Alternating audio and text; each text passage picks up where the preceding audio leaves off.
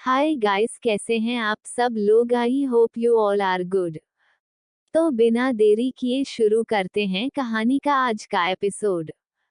अरमान अभी भी अपने पर्सनल रूम में बैठकर कुछ सोच रहा था। अचानक से उसके चेहरे पर शैतानी मुस्कुराहट आ गई। उसने अपना मोबाइल साइड में रखा और किसी को कॉल करके कहा, अगली सुबह तक जेसिका स्मिथ की पूरी फैमिली भीख मांगती हुई दिखाई देनी चाहिए, वरना इसका अंजाम क्या होगा तुम सोच भी नहीं सकते।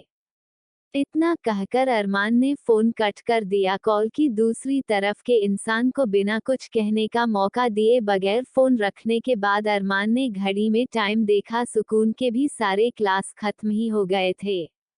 अरमान खड़ा हुआ और अपने पैंट की पॉकेट में दोनों हाथ डालकर सुकून की क्लास की तरफ जाने लगा। अरमान जिस कॉलेज में पढ़ता था वह सुकून की क्लास से कुछ 10 से 20 मीटर की दूरी पर था। अरमान ने सिर्फ कॉलेज को ही खाली करने को कहा था, इस वजह से स्कूल के सारे क्लासेज ठीक से हुए थे। अरमान सीधा सुकून की क्लास के बाहर आ गया। उसने देखा छुट्टी होने में बस 5 मिनट ही बाकी थे। टीचर बस अभी क्लास से बाहर निकलने ही वाली थी। जैसे ही उन्होंने अरमान को क्लास के बाहर खड़ा देखा, टीचर की सिट्टी पिट्टी गुल हो गई।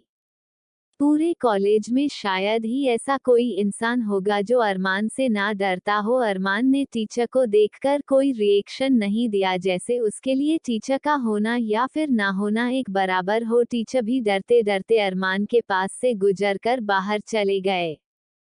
टीचर के जाते ही सभी बच्चे शोर मचाने लगे। वही सुकून अपनी बेंच पर खुशी से कूदने लगी, क्योंकि अब छुट्टी हो गई थी और वह फाइनली अपने मिस्टर हैंडसम से मिलने वाली थी। उसके लिए तो दुनिया में सबसे बड़ी खुशी उसके मिस्टर हैंडसम ही थे। सुकून बिना दिव्या और आरजू का इंतजार किए दौड़ते हुए क्लास से बाहर निकली। अरमान अच्छे से जानता था कि उसकी एंजल अभी दौड़ते हुए आती ही होगी, इस वजह से वह दरवाजे के बाहर ही खड़ा था।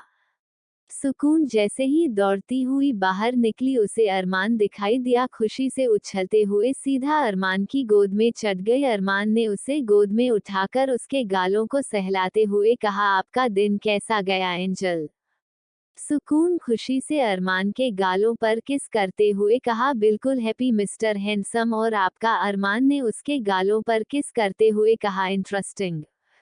इतना कहकर अरमान मुस्कुराने लगा। आखिर आज उसमें जो एंजॉयमेंट की थी उस वजह से उसे काफी ज्यादा खुशी हो रही थी। अरमान सुकून को लेकर सीधा अपनी गाड़ी में बैठ गया, क्योंकि कार्तिक और आहिल को पहले ही अरमान की हरकत के बारे में पता चल गया था और वह दोनों घर के लिए निकल गए थे। ड्राइवर दिव्या और बाकी बच्चों को लाने वाला था, इस वजह से अरमान को किसी की कोई चिंता नहीं थी।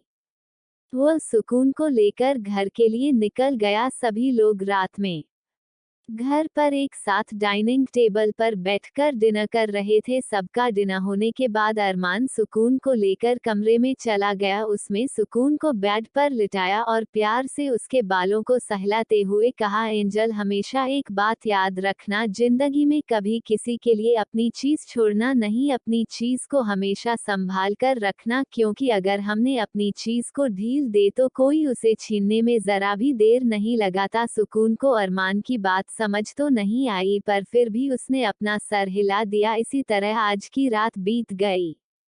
अगली सुबह पूरे लंदन के न्यूज़पेपर में एक खबर तेजी से फैल रही थी, जिसमें एडम स्मिथ, जो कि लंदन के फेमस बिजनेसमैन थे, उनके कंगाल होने की खबर चल रही थी और साथ में उनकी इकलौती बेटी जैसी के कई सारे अलग अलग लोगों के साथ एक साथ इंटीमेट होते हुए वीडियो फुटेज भी वायरल हो रही थी, जिस वजह से स्मिथ फैमिली के बिजनेस पूरी तरह से बर्बाद हो चुका था। अब उन पर हजारों करोड़ों का लोन था, क्योंकि उनके सारे बिजनेस पार्टनर ने अपनी इन्वेस्टमेंट वापस ले ली थी और स्मिथ फैमिली के घर पर मातम छाया हुआ था। एक तो पहले उनकी कंपनी पूरी तरह से बर्बाद हो गई, ऊपर से उनकी इकलौती बेटी की इज्जत भी पूरी तरह से नीलाम हो चुकी थी। वही स्मिथ फैमिली के बंगले में जेसिका अपने कमरे में किसी जिंदा लाश की तरह लेटी हुई थी। उसके शरीर पर अब भी हजारों जख्म थे। उसके आसपास डॉक्टर्स मौजूद थे और वही कमरे के एक कोने में जेसिका के पापा एडम स्मिथ अपने सर पर हाथ रखकर बैठे हुए थे। उनकी पूरी जिंदगी की कमाई, इज्जत, शोहरत सब एक झटके में ही खत्म हो गई थी। उन्हें समझ नहीं आ रहा था कि इस वक्त वह क्या करे। वही अभी तक उन्हें ये समझ नहीं आ रहा था कि अचानक से उनके बिजनेस में इतने ज्यादा लॉस कैसे हुआ, यह उन्हें समझ नहीं आ रहा था। और ऊपर से जो कुछ भी हुआ उस वजह से भी वह बहुत ज्यादा दुखी और डिप्रेस है। उन्हें समझ नहीं आ रहा था कि इस वक्त उन्हें अपने परिवार को संभालना चाहिए या फिर अपने बिजनेस को। उनकी पत्नी रूबी एडम स्मिथ कमरे में कोने में जोर जोर से रो रही थी। उनकी रोने की आवाज सुनकर एडम स्मिथ ने कहा, आप इस तरह से क्यों चिल्ला रही है? पहले ही मेरा सर दुख रहा है, आप क्या चाहती है कि मैं पागल हो जाऊं? उनकी बात सुनकर उनकी पत्नी ने कुछ नहीं कहा, क्योंकि एक झटके में ही उनकी जिंदगी पूरी तरह से बर्बाद हो चुकी थी। वही जेसिका कुछ बोलने को तैयार ही नहीं थी। कल रात से जब घर के बाहर कुछ लोग जेसिक को छोड़कर गए थे, तब से लेकर अब तक उसने अपने मुंह से एक भी शब्द नहीं निकाला था। इस वजह से उसके परिवार वाले और भी ज्यादा परेशान थे। वही अरमान के घर में सभी बच्चे तैयार होकर स्कूल और कॉलेज के लिए निकल चुके थे। आज कॉलेज का भी मेन टॉपिक यही था कि कॉलेज की सबसे घमंडी लड़की जेसिका स्मिथ की पूरी फैमिली बर्बाद हो चुकी है और अब उन लोगों को भीख मांगने की नौबत आ गई है। ऊपर से उसकी कई सारे लोगों के साथ इंटीमेट होते हुए वीडियो फुटेज भी सभी बच्चों ने देखी थी। सभी पहले से ही जानते थे कि जेसिका किस तरह की लड़की है, पर अब सबके पास सबूत भी था। पूरे कॉलेज में उसकी थूथ हो रही थी, जिस वजह से उसकी दो दोस्त काया और सियारा किसी को मुंह दिखाने के लायक नहीं रह गई थी, क्योंकि सभी बच्चे उन पर भी उंगलियां उठा रहे थे, क्योंकि हमेशा से वह तीनों साथ में ही रहती थी। इसलिए वह दोनों ये सब सुनने के बाद चुपचाप अपने घर चली गई थी, क्योंकि कॉलेज में सभी बच्चों की बातें सुनने की हिम्मत उनके अंदर नहीं थी। पर उन दोनों को जेसिका के लिए बिल्कुल भी दुख नहीं था, क्योंकि जेसिका उनसे ज्यादा अमीर होने की वजह से हमेशा ही उन दोनों पर अपना रौब झाड़ते थी।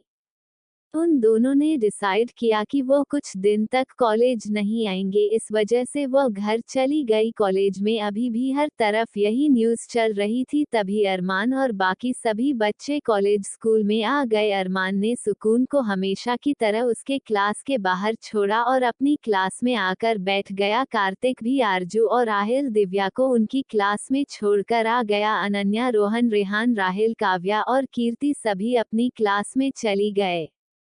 सिंगल बॉयज भी अपनी क्लास में चले गए। जैसे ही अरमान अपनी क्लास में एंटर हुआ, सभी लड़के लड़कियां उसे ही देखने लगे। अरमान के साइड वाले ही बेंच पर केविन अपने दोस्तों के साथ बैठा हुआ था।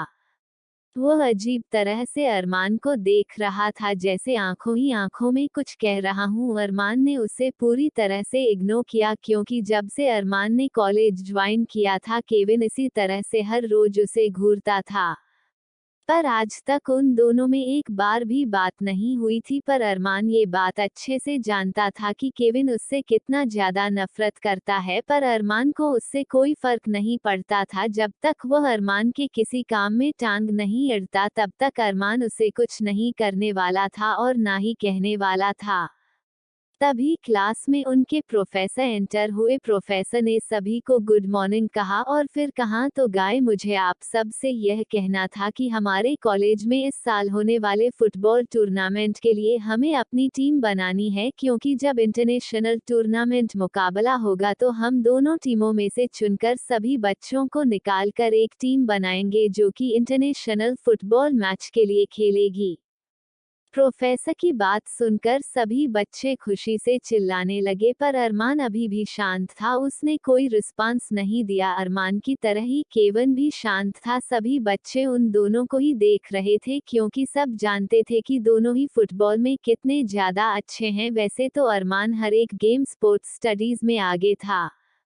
अरमान के आने से पहले केविन सभी गेम्स और स्टडीज में आगे था। अरमान के आने के बाद वह सेकंड नंबर पर चला गया था। यही कारण था कि उनकी नफरत का प्रोफेशन। स्पेशली अरमान और केविन को देखकर आप पार्टिसिपेट लेना चाहेंगे। प्रोफेसर भी अरमान को तुम कहने से डरते थे, वही बात केविन को और ज्यादा चिढ़ाते थी। अरमान ने सपाट लहजे में कहा, it's not of your business. Arman की बात सुनकर प्रोफेसर का चेहरा उतर गया और बाकी सभी बच्चे हैरानी से अरमान को देख रहे थे। ये प्रोफेसर इतने ज्यादा खड़ूस और स्ट्रिक्ट थे कि सभी बच्चे उनसे डरते थे, पर अरमान उनसे भी इस तरह से बदतमीजी से बात करने से पहले एक बार भी नहीं सोचता था। पर प्रोफेसर भी अरमान को कुछ नहीं कह सकते थे क्योंकि वह अरमान की पावर को अच्छे से जानते थे। प्रोफेसर ने केविन की तरफ देखा। केविन ने कहा, सर मैं फुटबॉल कंपटीशन में जरूर पार्टिसिपेट करूंगा। केविन की बात सुनकर प्रोफेसर को राहत की सांस, क्योंकि यह कंपटीशन बहुत जरूरी था। इसके बाद जो टीम बनने वाली थी उससे कॉलेज की तरफ से इंटरनेशनल फुटबॉल टूर्नामेंट में हिस्सा लेने के लिए कॉलेज भेजने वाला था। इस वजह से अभी सभी अच्छे फुटबॉल खेलने वाले बच्चों को तैयार करना जरूरी था। प्रोफेसर ने अपना लेक्चर खत्म किया और वहां से चले गए। प्रोफेसर के जाते ही केविन ने अरमान की तरफ देखा और तंज भरे लहजे में कहा, आखिर अगर फुटबॉल खेलना नहीं आता तो साफ साफ कहना चाहिए, ना कि अपना एटीट्यूड दिखा कि क्या जरूरत है। उसकी बात का जवाब अरमान ने नहीं दिया, पर सभी समझ गए थे कि केविन ने यह बात अरमान के लिए ही कही है। अरमान ने उसकी तरफ नहीं देखा, हालांकि अरमान की हाथों की मुठ्ठियां कसी हुई थी। केविन ने फिर से कहा, क्योंकि सब मेरी तरह नहीं होते, यहाँ क्लास में बैठे कुछ लोग हैं जो लूजर होते हैं। उसने ये सब अरमान को देखकर कहा था। सभी बच्चे के दिन के लिए डर रहे थे क्योंकि सब जानते थे कि अरमान के गुस्से का बांध अभी फूटने वाला ही है। और सबकी सोच के मुताबिक केविन के मुंह पर एक जोरदार पंच आकर लगा। अरमान ने उसकी तरफ देखकर हंसी के साथ कहा, who the hell are you, why do you think that I can't play football match. और रही बात लूजर की, तो अगर एक लूजर किसी और को लूजर कहे, यह उसके जबान से बात अच्छी नहीं लगती। अरमान की बात सुनकर केविन की मुट्ठी आप गुस्से से कस गई। और रही बात किसी भी कंपटीशन की, ना तो तुम मुझसे आगे स्टडीज में हो और ना ही किसी गेम में। अरमान की बात सुनकर केविन का गुस्सा हद से ज्यादा बढ़ चुका था। उसने गुस्से से चिल्लाकर कहा, तुम खुद को समझते क्या हो? अरमान ने उसकी तरफ देखकर कहा, अरमान राठौड़। अरमान की बात सुनकर सभी बच्चे हंसने लगे। केविन खुद का मजाक उड़ता देख गुस्से से आग बबूला हो चुका था। उसने गुस्से से चिल्लाकर अरमान से कहा, अगर हिम्मत है तो मेरे साथ फुटबॉल मैच में पार्टिसिपेट करके मुझसे जीत के दिखाओ, तब मैं तुम्हारे सामने खुद अपना सर झुकाकर हमेशा तुम्हारा गुलाम बनकर रहूंगा। केविन की बात सुनकर सभी लोग हैरान हो गए। वहीं अरमान ने डेविल स्माइल के साथ कहा, मंजूर है, पर अपनी बात से मुकरना मत, वरना मैं तुम्हें एक बाप की औलाद नहीं समझूंगा। अरमान की बात सुनकर केविन ने गुस्से से कहा, केविन विलियमसन कभी अपनी बात से नहीं हटा करता। केविन की बात सुनकर अरमान ने उसे अजीब तरह से देखा और अजीब तरह से सीटी बजाते हुए रूम से बाहर चला गया। उसका इतना खतरनाक रिएक्शन देखकर सभी लोग हैरान थे। वही केविन के चेहरे पर कोई पछतावा नजर नहीं आ रहा था। केविन के बगल में बैठा उसका दोस्त स्मिथ और जैक उसकी बात सुनकर बुरी तरह से घबरा गए, क्योंकि वह ये बात अच्छे से जानते थे कि अरमान राठौड़ को किसी भी चीज में हराना मुश्किल ही नहीं, नामुमकिन है। उन्होंने केविन की तरफ देखकर घबराते हुए कहा, केविन ये तुमने क्या किया? तुम जानते हो कि उसका फुटबॉल या फिर किसी भी चीज में सामना करना बहुत मुश्किल है, और तुमने ऊपर से उसे खुद को गुलाम बनाने को भी कह दिया। तुम समझ रहे हो किससे तुम्हारी पूरी लाइफ खराब हो सकती है? केविन ने एक शैतानी हंसी के साथ कहा, पर ये तब होगा जब मैं हारूंगा। इस बार चाहे कुछ भी क्यों ना हो जाए, अरमान राठौड़ की शिकस्त होगी और केविन विलियमसन ही जीतेगा। केविन के चेहरे पर झलकता कॉन्फिडेंस देखकर सभी लोग हैरान थे। किसी को समझ नहीं आ रहा था कि केविन इतना ज्यादा कॉन्फिडेंट कैसे हैं, पर लड़कियां तो काफी ज्यादा एक्साइटेड हो गई थी। आखिर कॉलेज के सबसे ज्यादा हैंडसम दो लड़कों का मुकाबला होने वाला था। ऊपर से लड़कियां तो इन दोनों के पीछे पागल थी, और इन दोनों को फुटबॉल साथ में खेलते देखना किसी अजूबे से कम नहीं था। वही अरमान कैंपस में चलते हुए सुकून की क्लास की तरफ जा रहा था, तभी पीछे से कार्तिक ने उसके कंधे पर हाथ रख कर कहा, अरमान ये तुमने क्या किया? मैं जानता हूँ कि तुम फुटबॉल में बहुत अच्छे हो, पर फिर भी उस केविन से जबान लड़ाने की क्या जरूरत थी? क्या सच में वह हमारी औकात के बराबर भी है? अरमान ने शैतानी हंसी के साथ कहा, मैं उसे खुद का नौकर बनते देखना चाहता हूँ। अरमान की बात सुनकर कार्तिक ने खुशी से चिल्लाते हुए कहा, ये हुई ना रियल राक्षस। अरमान वाली बात वहीं खुद के लिए राक्षस सुनकर अरमान ने घूर कार्तिक को देखा। कार्तिक ने अपने दांत दिखाते हुए कहा, क्या भाई जब देखो तब डराता रहता है? मैं तेरा होने वाला साला प्लस जीजा भी हूँ, मेरी रेस्पेक्ट तो कर। अरमान ने उसे घूरते हुए कहा, इस जन्म में तो तुझे मुझसे रिस्पेक्ट नहीं मिलने वाली। इतना कहकर उसने कार्तिक का हाथ अपने कंधे से हटाया और लंबे कदम लेते हुए सुकून की क्लास की तरफ आ गया। सुकून अपने क्लास में बैठकर एक लड़के से बात कर रही थी। जैसे ही अरमान अंदर आया, उसने सुकून को जब किसी लड़के से हंसते हुए बात करके देखा तो अरमान का गुस्सा हद से ज्यादा बढ़ गया। वह लंबे कदम लेते हुए सीधा आकर सुकून और उस लड़के के सामने खड़ा हो गया, और बिना कुछ सोचे समझे अरमान ने एक जोरदार पंच उस लड़के के मुंह पर मार दिया। वही सुकून, जिसका ध्यान पूरी तरह से उस लड़के के साथ बात करने में था, अचानक से अरमान की हरकत देखकर वह बहुत ज्यादा डर गई। अरमान ने लगातार उस लड़के के चेहरे पर 2 पंच मारे। वह बेचारा बेहोश होकर जमीन पर गिर गया। सभी लोग बुरी तरह से घबरा गए। वह लड़का लंदन की बहुत रिच फैमिली का बेटा आरोन था। आरोन हमेशा सुकून से फ्रेंडली बात करता था, पर सुकून ज्यादातर अरमान के सामने लड़कों से बात करना अवॉइड ही करती थी। उस लड़के को बेहोश होता देख अरमान ने अपना चेहरा सुकून की तरफ पलटा। सुकून ने जैसे ही अरमान को देखा, वह डर के मारे 2 कदम पीछे हट गई। अरमान की आंखें इस वक्त गुस्से से पूरी तरह से लाल हो चुकी थी। सुकून ने डरते हुए कहा। सुकून की बात सुने उसे गुस्से से देखा और उसकी बाजू को कसकर पकड़ते हुए उसे खींचते हुए कैंपस से बाहर ले जाने लगा। सुकून ने रोते हुए कहा, मिस्टर हैंडसम हमें दर्द हो रहा है। अरमान ने उनकी बात पर बिल्कुल भी ध्यान नहीं दिया और उसे खींचते हुए सीधा जाकर गाड़ी की पिछली सीट पर धक्का दे दिया और खुद भी बैठ गया। अरमान ने घर जाते हुए सुकून की तरफ एक बार भी नहीं देखा। सुकून जोर जोर से रो रही थी, क्योंकि अरमान के कस के पकड़ने की वजह से उसकी पूरी बाजू लाल हो चुकी थी, और अरमान की आंखें अभी भी गुस्से से लाल थी। उनकी गाड़ी कुछ ही देर बाद घर के सामने आकर रुकी। जैसे ही गाड़ी रुकी, अरमान ने सुकून को बाजू से पकड़ा और खींचते हुए अंदर ले जाने लगा। इस वक्त उसके सर पर जैसे खून सवार था। सुकून लगातार रो रही थी, पर अरमान उसे छोड़ने को तैयार नहीं था। सुकून जानती थी कि अरमान का उससे किसी और लड़के से बात करना बिल्कुल पसंद नहीं है, पर वह लड़का बस सुकून से नोट्स मांगने के लिए आया था। सुकून ने रोते हुए कहा, मिस्टर हैंडसम छोड़ो, हमें दर्द हो रहा है। पर अरमान उसे लगभग घसीटते हुए सीढ़ियों से ऊपर कमरे में ले गया, और मैंने उसे झटके से बेड पर धक्का दिया और गुस्से से कमरे में चिल्लाने लगा। उसने कमरे में रखा हर सामान लगभग तोड़ दिया। जो कुछ भी अरमान के हाथ में आ रहा था, वह उस सामान को उठाकर जमीन पर पटक रहा था। उसने गुस्से से अपने बालों को खींचते हुए कहा, मैंने कहा था ना एंजल कि मुझे गुस्सा मत दिलाना, क्योंकि आप मेरे गुस्से को सहन नहीं कर पाओगी, पर आपने मेरी बातों को सीरियसली नहीं लिया। अब आपको मेरा गुस्सा भी झेलना ही होगा।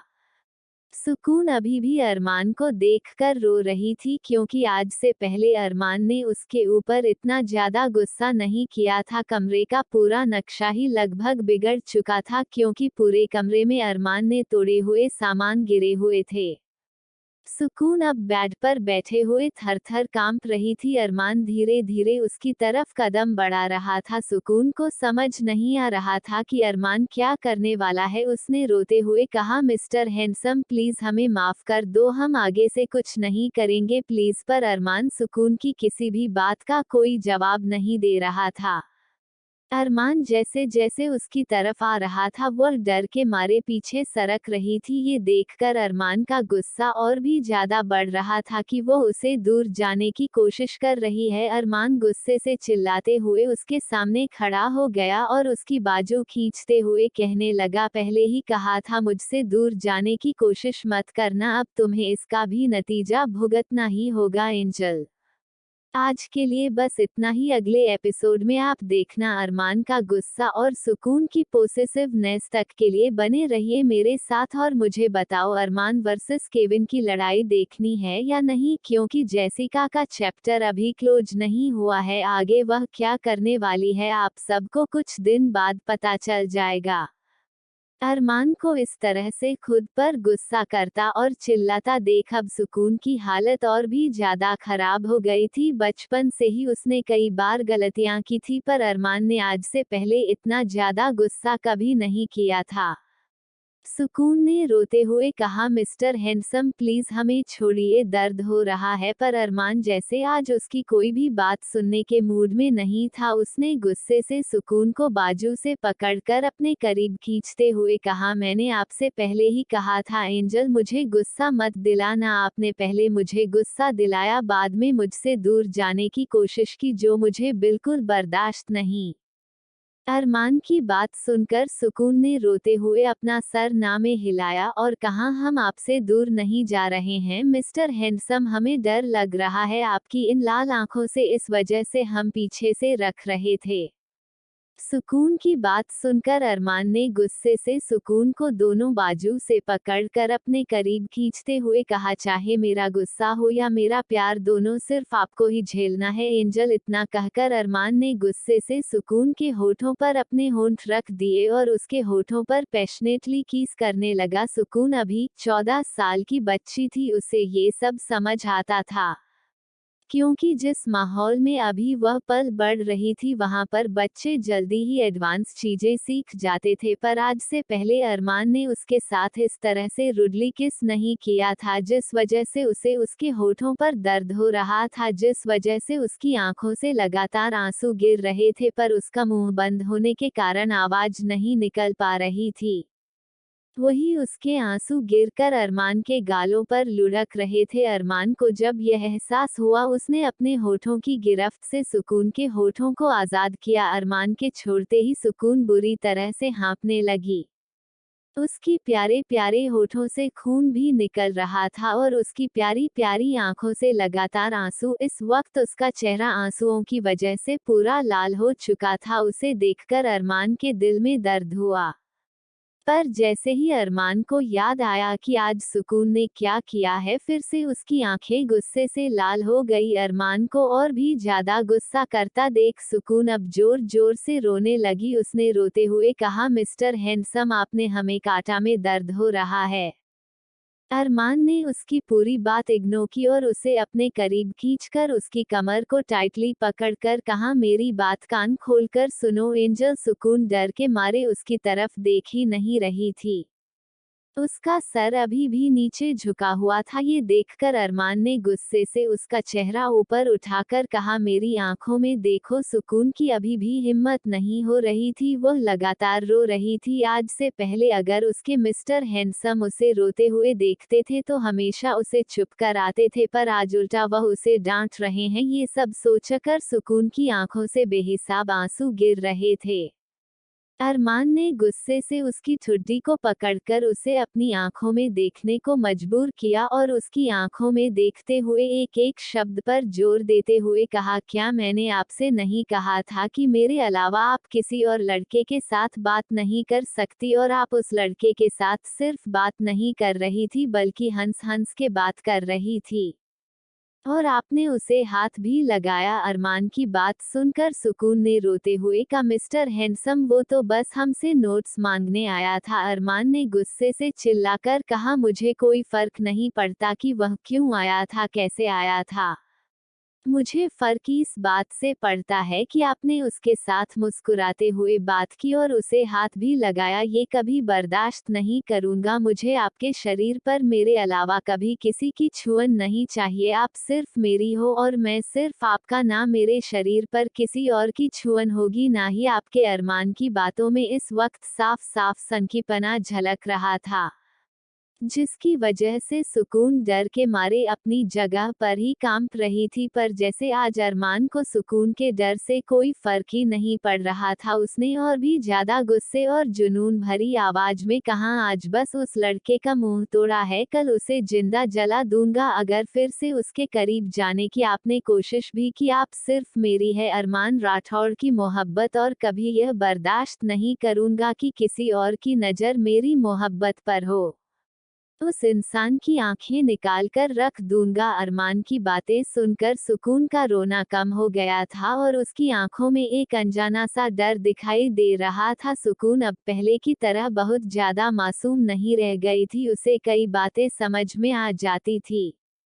सुकून ने डरते हुए अपना सर हिलाकर कहा, मिस्टर, हमें माफ कर दो, आज के बाद हम किसी से बात नहीं करेंगे। पर अरमान उसकी इस बात से भी कन्विंस नहीं हुआ। उसने गुस्से से सुकून को गोद में उठाया और बिना उससे कुछ कहे उसे सीधा वॉशरूम में ले गया। सुकून अभी भी रो रही थी, पर अरमान ने जैसे आज अपने कान पूरी तरह से बंद ही कर लिए थे। सुकून ने रोते हुए कहा, मिस्टर हैंडसम, हमें छोड़ो। अरमान ने गुस्से से घूर कर अपनी लाल आंखों से उसे देखा। सुकून चुप हो गए। अरमान उसे सीधा वॉशरूम के अंदर ले गया। अरमान ने झटके से सुकून को शावर के नीचे खड़ा किया और शावर ऑन कर दिया। अरमान भी सुकून के साथ ही शावर के नीचे खड़ा हो गया। उसने धीरे धीरे करके सुकून के सारे कपड़े निकाल दे। सुकून अभी भी चुपचाप खड़ी रो रही थी। उसे इस बात से कोई फर्क नहीं पड़ रहा था कि अरमान उसके साथ क्या कर रहा है, उसे पर किस बात से पड़ रहा था कि उसके मिस्टर हैंडसम उससे इतनी गुस्सा है कि आज उसके रोने से भी उन्हें कोई फर्क नहीं पड़ रहा है। अरमान ने धीरे धीरे करके सुकून के शरीर से सारे कपड़े अलग करती है। अरमान ने सुकून के उस हाथ को देखा। जब अरमान अंदर आया तब उस हाथ को आरोन ने पकड़ के रखा हुआ था। अरमान ने उस हाथ को अपने हाथ में पकड़ा। सुकून का हाथ इतना नाजुक था कि किसी रोज की तरह मुलायम था। अरमान ने पहले उस हाथ पर प्यार से किस किया और फिर सोप उठाकर उस हाथ पर जोर जोर से रगड़ने लगा। अरमान सुकून के दोनों हाथों को साबुन लगाकर जोर जोर से रगड़ रहा था, जैसे उस पर से अभी की छुअन मिटा रहा हूँ। यह उसी तरह का था जैसे जब जेसिका ने अरमान को हाथ लगाया था, तब अरमान ने खुद के हाथों को रगड़ा था।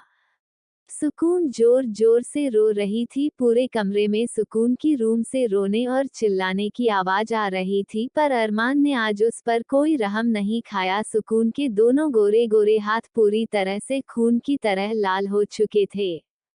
काफी देर तक अरमान उसे निहलता रहा, जब तक उसे सेटिस्फेक्शन नहीं मिला कि सुकून के ऊपर अब किसी और की छुअन नहीं है। जब अरमान को यकीन हो गया कि अब सुकून के ऊपर किसी और की छुअन नहीं है, तब अरमान ने सुकून की तरफ देखा, जो अब इतनी देर से शावर के नीचे खड़ी रहने और अरमान का टॉर्चर झेलने के बाद लगभग आधी बेहोशी की हालत में आ गई थी।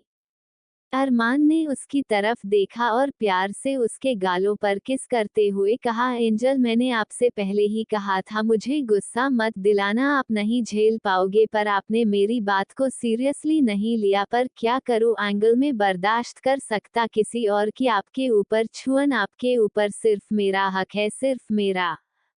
सुकून आधा खुली आंखों से रोते हुए अरमान को देख रही थी। अरमान ने उसे गोद में उठाया और कमरे में लाकर बेड पर बैठा दिया। सुकून अभी भी बिना कुछ बोले अरमान को देख रही थी। अब उसकी आंखों से आंसू निकलना बंद हो गए थे।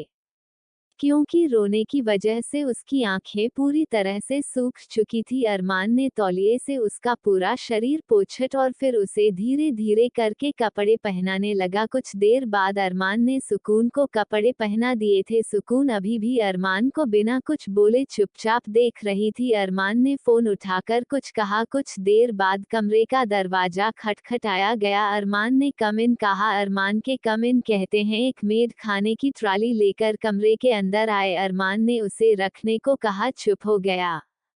उस मेड ने खाने की थाली अंदर रखी और चुपचाप बाहर चली गई। उसके जाते ही अरमान ने खाने की प्लेट अपने हाथों में ली और सुकून को अपनी गोद में बिठा लिया। सुकून अभी भी चुपचाप अरमान की गोद में बैठी हुई थी।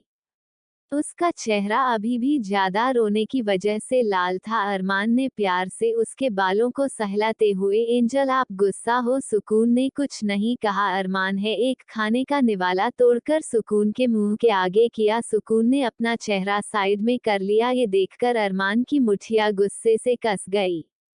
उसने खुद को शांत किया और शांत मगर बेहद सख्त आवाज में कहा, एंजल क्या आप अभी भी मेरा गुस्सा देखना चाहती हो? अरमान के इतना कहते ही सुकून ने झट से अपना चेहरा अरमान की तरफ किया और बिना कुछ सोचे समझे अरमान के हाथ में पकड़ा रोटी का टुकड़ा निगल लिया।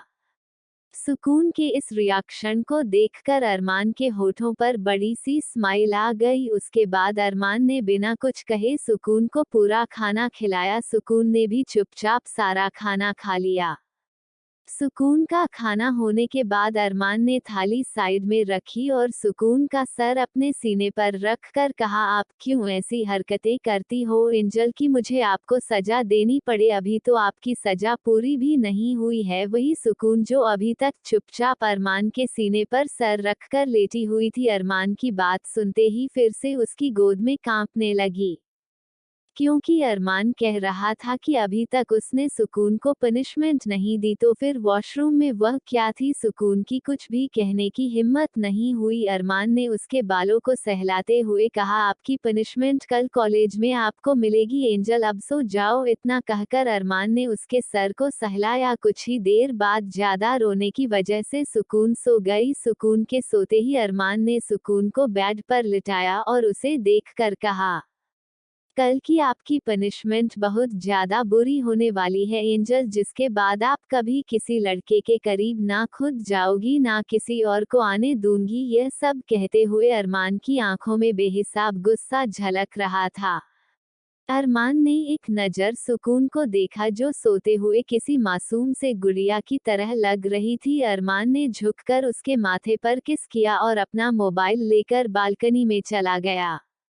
बालकनी में जाकर उसने फोन किया। फोन उठाते ही अरमान ने पूछा, वह लड़का कहाँ है? उधर से अरमान के एक आदमी ने कहा, सर उसकी फैमिली उसे हॉस्पिटल में लेकर गई थी। उस लड़के के 2 दांत टूट गए हैं, इसलिए डॉक्टर ने उसे 2 दिन तक हॉस्पिटल में रहने को कहा है। अरमान ने गहरी सांस ली और कहा, कल के कल मुझे वह लड़का हमारे बेस पर चाहिए। उधर से उस आदमी ने कहा, हो जाएगा सर। अरमान ने कहा, उसकी फैमिली को मेरा एक मैसेज पहुंचा दो। इतना कहकर उसने फोन पर कुछ कहा। अरमान की बात सुनने के बाद फोन की दूसरी तरफ के आदमी ने खुद को शांत किया, क्योंकि अरमान की बातें सुनने के बाद उस आदमी के शरीर के रोंगटे खड़े हो गए थे। उसने कहा, ठीक है बॉस। अरमान ने फोन रखा और बालकनी में खड़ा होकर ठंडी हवाओं को महसूस करने लगा। अभी रात के 12 बजे हुए थे। आसमान में गहरा काला अंधेरा छाया हुआ था। मौसम शायद खराब था। अरमान ने आसमान की तरफ देखा। आसमान को देखकर लग रहा था कि कभी भी बारिश हो सकती है। अरमान ने अपने दोनों हाथ फैलाकर कहा, पूरी दुनिया एक दिन अपनी मुट्ठी में कर लूंगा। कि कोई चाह कर भी अरमान राठौड़ से पंगा लेने से पहले 1000 बार सोचेगा और मेरी मोहब्बत पर नजर डालने से पहले खुद को जहन्नुम में पाएगा।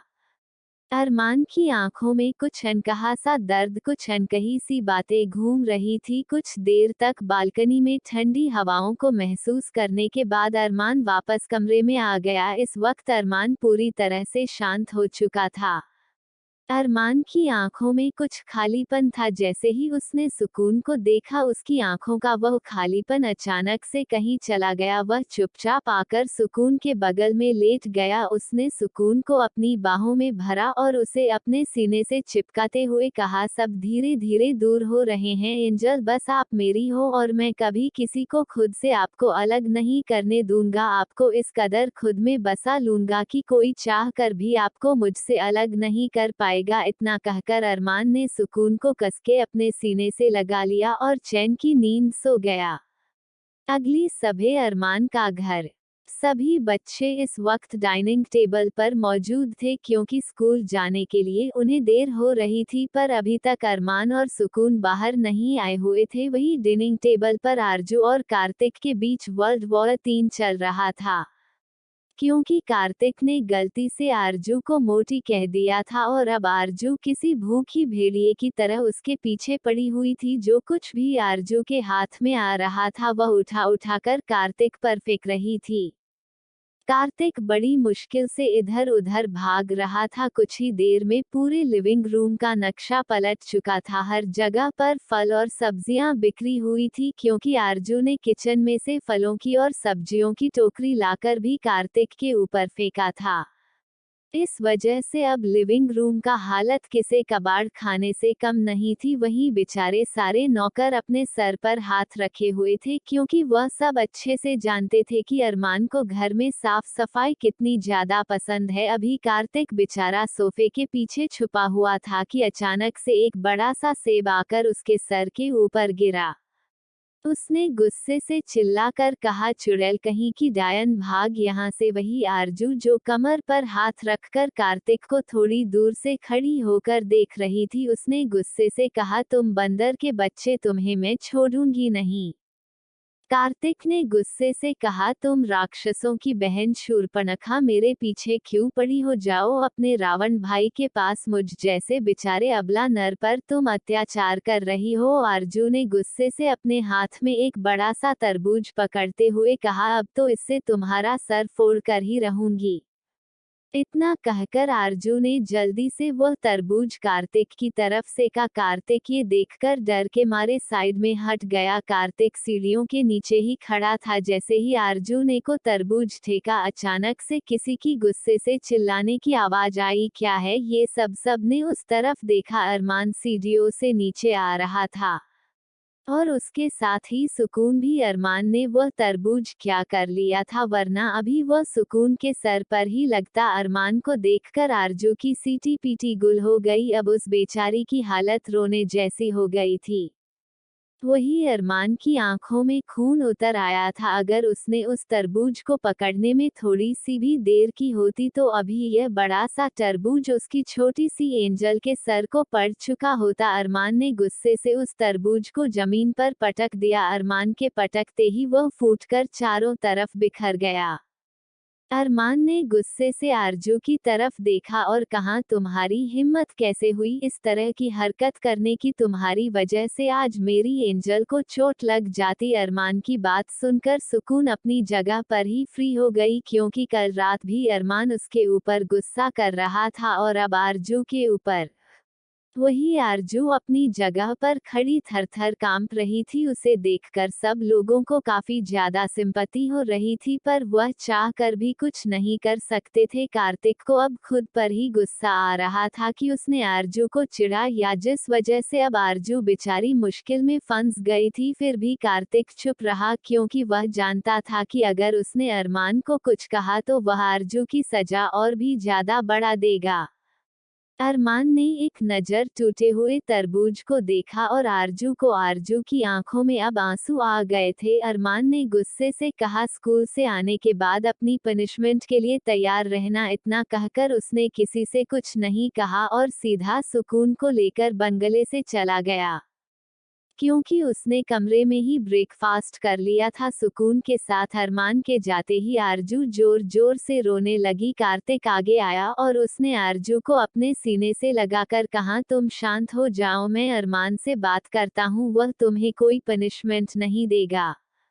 आरजू ने रोते हुए अपने हाथों के मुंह के कार्तिक को मारते हुए कहा, सब आपकी वजह से हुआ है, आपने हमें चढ़ाया नहीं होता और अब हमें रात को भाई की पनिशमेंट नहीं मिलती। इतना कहकर आरजू ने एक कस के मुक्का कार्तिक के पेट में मार दिया। कार्तिक ने अपना पेट पकड़ लिया और दर्द से कराते हुए कहने लगा, सूरपंखा कहीं की, मैं तो तुम्हें बचाने की सोच रहा था, पर अब मुझसे कुछ भी एक्सपेक्ट मत करना, भुगतो अपने भाई की पनिशमेंट।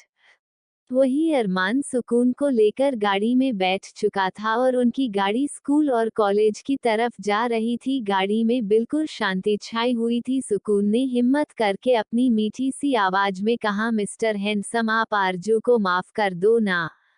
अरमान ने सुकून की तरफ पलटकर कहा, किसने कहा कि मैं उसे माफ कर दूंगा? दुनिया में चाहे आपको कोई भी हट क्यों ना करे, उसे पनिशमेंट मिलने से कोई भी नहीं रोक सकता, चाहे वह इंसान में खुद ही क्यों ना हो। खुद को पनिशमेंट में खुद दूंगा। अगर मैंने आपको हट किया तो, और आप इस गलत फहमी में मत रहो कि आपके कहने से मैं उसे माफ कर दूंगा। रात को आपको भी उसी के साथ पनिशमेंट मिलकर रहेगी, एंजल। इतना कहकर अरमान चुप हो गया। वहीं अरमान की बात सुनकर सुकून फिर से डर से कांपने लगी। आज के लिए बस इतना ही। क्या करेगा अरमान आरोन और उसके परिवार के साथ? कैसी होगी सुकून और आरजू की पनिशमेंट? और क्या रंग लाएगी अरमान की जुनूनियत भरी मोहब्बत? क्या मासूम सुकून सहन कर पाएगी अरमान की जुनूनियत? जानने के लिए बने रहिए मेरे साथ। आज का एपिसोड कैसा लगा कमेंट बॉक्स में जरूर बताइएगा। तब तक के लिए बाय बाय।